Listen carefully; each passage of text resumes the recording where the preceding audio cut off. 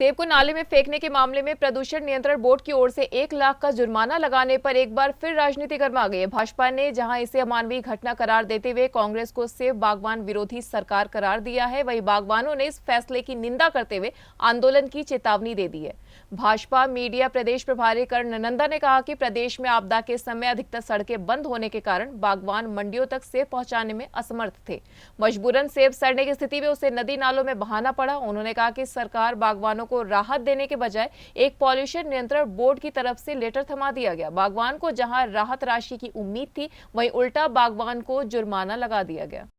सेब विरोधी सरकार, सेब विरोधी कांग्रेस, आज एक बारी फिर देखने को मिला कि किस प्रकार से ये कांग्रेस पार्टी और इनके नेता सेब बागवान विरोधी है।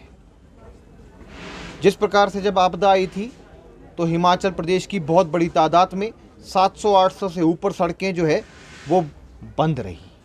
सिर्फ केवल मात्र मैं शिमला ज़िले की बात कर रहा हूँ। और इसमें अपर शिमला में जो है वो लोगों को अपने सेब का तुड़ान करके मंडी, पराला मंडी और अन्य मंडियों में जाकर बेचना जो है वो बहुत मुश्किल हो गया।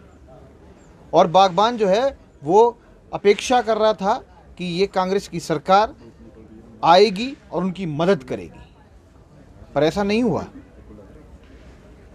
और सेब सड़ने लगे। जब सेब सड़ने लगे तो बागबानों ने उसको नदी नाले में फेंका। जब आपदा चल रही थी तो ये एक नेशनल न्यूज़ बनी और उसके उपरांत जो है वो सरकार को लगा कि हमारी छवि तो बिगड़ गई, हमारी असली चेहरा सामने आ गया। उसको रोकने के लिए वो बेचारा एक बागवान है, उनको बुलाया गया, पंचायत के सेक्रेटरीज को बुलाया गया, पंचायत के प्रतिनिधियों को बुलाया गया और उनको पुलिस की तरफ से, प्रशासन की तरफ से, सरकार की तरफ से दबाने का प्रयास किया गया। पर उन्होंने बोला नहीं, ये वीडियो सच्ची है, ये फेक नहीं है। आजकल तो फेक न्यूज़ के कहने के ऊपर पत्रकारों के भी ऊपर केस बन रहे हैं। पर इन सरकार ने उन पर दबाव डाला और फिर सिद्ध हुआ कि वो रिपोर्ट आई कि वो वीडियो सच है। और आज तो हद ही होगी जब उस बेचारे बागबान को इस कांग्रेस सरकार ने पोल्यूशन कंट्रोल बोर्ड का एक सर्टिफिकेट पकड़ा दिया। उसको लग रहा था कि मेरे लिए मदद का एक लिफाफा आया है, सरकार ने कुछ राहत राशि भेजी है, पर उसको ये नहीं है कि इस सरकार ने जो है वो राशि मांग ही ली है।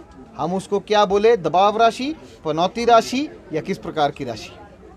और उसमें लिखा है कि आपका एक वीडियो हमारे पास आया था और हमारे पास प्रूव हुआ है कि आपने इसे फेंके हैं नदी नाले में, पोल्यूशन कंट्रोल बोर्ड आपके ऊपर एक्शन लेता है और under section so and so आपके ऊपर जो है 1 लाख की पेनल्टी लगती है। अब वो बेचारा बागबान जिसके सेब जो है वो उगे नहीं, उसको जो है एक लॉस हुआ, उसको आर्थिकी के एक दौर से गुजर रहा है, उसके सेब बिक नहीं पा रहे हैं। जब उसने सेब बिके फेंके वो 1 लाख रुपए भरेगा। ये कैसी सरकार है? ये सरकार केवल दर्द देने वाली सरकार है। ये सरकार जो है केवल मात्र लोगों को बैसाखियों पे लाने वाली सरकार है और ये लोगों को वेंटिलेटर से मारने वाली सरकार है।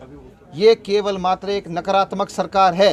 हम पूरा मांग करते हैं कि सरकार इस निर्णय को पलटे और उस बागवान को जो है वो राहत पहुंचाए, क्योंकि भारतीय जनता पार्टी का पूरा परिवार उस व्यक्ति के साथ खड़ा है इस आपदा की घड़ी में, दुख की घड़ी में और इन कठोर निर्णयों के विरुद्ध।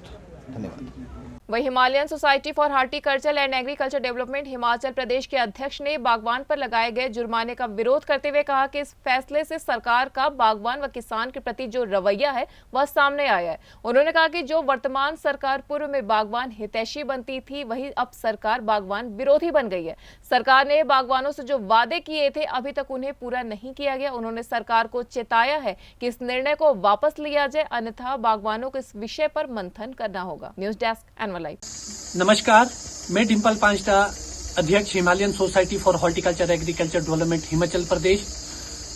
जैसा कि आपको सर्वविदित ही होगा कि पिछले कल एक सोशल मीडिया प्लेटफॉर्म के माध्यम से हमें पता लगा कि एक जो बहुचर्चित विषय था इस सीजन से पहले का, कि एक किसान के द्वारा नाले में सेब बहने का, जो कि एक नेशनल खबर बनी थी, उस पे पूरा स्पष्टीकरण भी आया, वाद विवाद भी हुए, पक्ष विपक्ष का काम भी हुआ।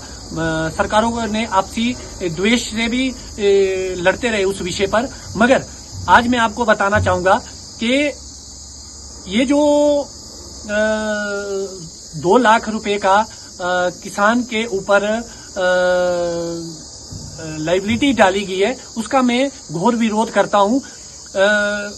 और इससे सरकार का एक बागवान और किसान विरोधी रवैया भी सामने, एक चित्र भी सामने देखने को आ रहा है।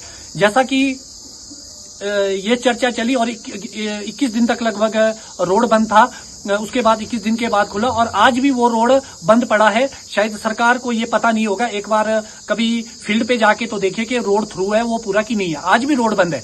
और हैरानी तो इस बात की है, जो सरकार या जो सरकार के मंत्री पिछले सरकार के समय बागवान हितैषी होने का दावा पेश करते थे, आज ये खोखले साबित होते आ रहे हैं।